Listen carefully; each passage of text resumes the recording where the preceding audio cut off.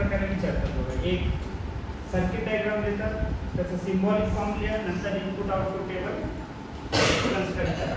किंवा तुम्हाला याचं स्टेटमेंट पॅटर्न देतात, त्याचं तुम्हाला सर्किट डायग्राम काढा म्हणतात आणि इनपुट आउटपुट टेबल काढा. इथं काय दिलेलं आहे? सर्किट डायग्राम दिलेलं आहे. त्याच्यापासून पहिला काय करावं लागते? Symbolic form. त्याच्यानंतर input output.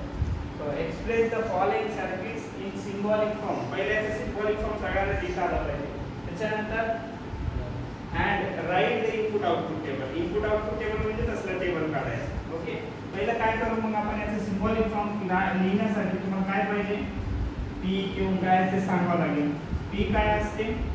S1 the switch S1. Q काय असते? The switch S2. आणि L काय? The lamp. तुम्हाला वाटलं तर निगेशन पण लिहा. बघा एक लक्षात द्या, लिहू ना. निगेशन P याला काय म्हणतात?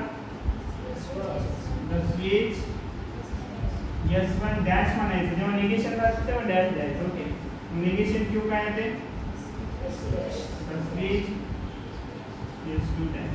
ते सगळं आपण सांगून टाकलं. कसं स्विचिंग सर्किट काढण्यासाठी जेव्हा एका खाली एक असतं तेव्हा काय द्यायचं?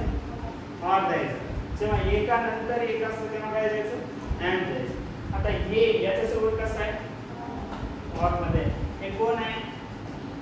इथे लिहायचं सिम्बॉलिक फॉर्म. सिम्बॉलिक फॉर्म आहे गिवन सर्किट. S1 मध्ये कोण आहे? P. S2 मध्ये कोण आहे? Q. A मध्ये कोण आहे? Negation P. हे कोण आहे? निगेशन. समजलं? सगळे लिहून टाकलं आपण. तर या दोघांमध्ये काय द्यायचं ते विचार करायचं. एका खाली एक आहे म्हणजे काय द्यायचं? ऑर. या दोघांमध्ये काय द्यायचं? हे दोघं कसे आहेत? अँड. एका नंतर एक आहेत अँड. ते देऊन टाकलं. आता हे दोन आणि हे दोन कसे आहेत? एका खाली एक आहेत का एका बाजूला एक आहे? एका खाली. म्हणजे ऑर काय? हे काय झालं? Symbolic form. आता काय करायचं? Input output table. ते ड्रॉ करण्यासाठी तुम्हाला सगळ्यांना माहिती आहे काय काय लागते ते बनवून घ्यायचं. P लागते, नंतर Q, negation P, negation Q. हे चार गोष्टी लागतात. तर पहिलं ब्रॅकेट तयार करून घ्यायचं. पहिलं ब्रॅकेट काय? P और Q. दुसरं bracket negation P and negation. तिसरं ब्रॅकेट इथे लिहायला जागा नाही. तर काय करायचं? त्याला काहीतरी नाव द्यायचं. लेट म्हणायचं तर S म्हणा, P म्हणा, काही कोणतं नाही करू. हे P Q म्हणू नका कारण ते ऑलरेडी आहे. तर समजा आपण S म्हणतोय, जागा असेल तर पूर्ण लिहा. सांगा मग पहिल्यामध्ये काय आहे ते? TF लिहायचं नाही. इनपुट आउटपुट टेबल म्हणजे 1 0 वापरायचं. 1 1 नंतर 1 0. समजलं? आता निगेशन म्हणजे याचं उलट. 1 असेल तर 0 लिहायचं. 0 असेल तर 1 आहे तर इथं 0 0 1 1. याचं निगेशन आता 1 चा 0 0 चा 1. समजलं? समजलं नाही?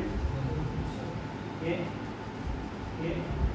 खूप सोपं आहे. इथं बघ, हे P चा निगेशन आहे. 1 असेल तर 0 1 असेल तर 0 0 असेल तर 1. उलट हे याचं.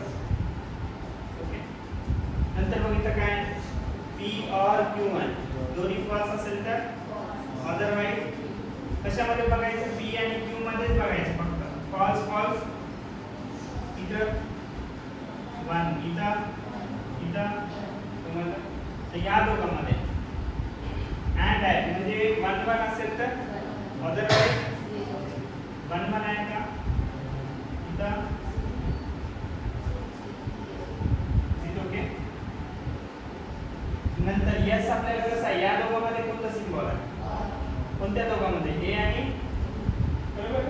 ऑर म्हणजे काय? तर दोन्ही 0 असेल तर अदरवाईज दोन्ही 0 आहेत का? इथं काय तुम्ही सगळे अर्थ काय होतं? कोणाला काय अर्थ काय होतं?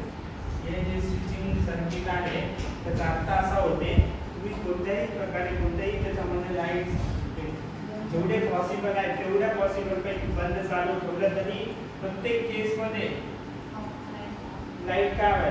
लो आहे. म्हणजे ते स्विचेस पैकी कोणतेही बंद एवढे चालू आणि हे सगळे बंद, हे चालू बंद असं ठेवलं तरी ते चालू झालं. त्याच्यापैकी एवढे चालू बंद असं काही ठेवलं जेवढे पॉसिबल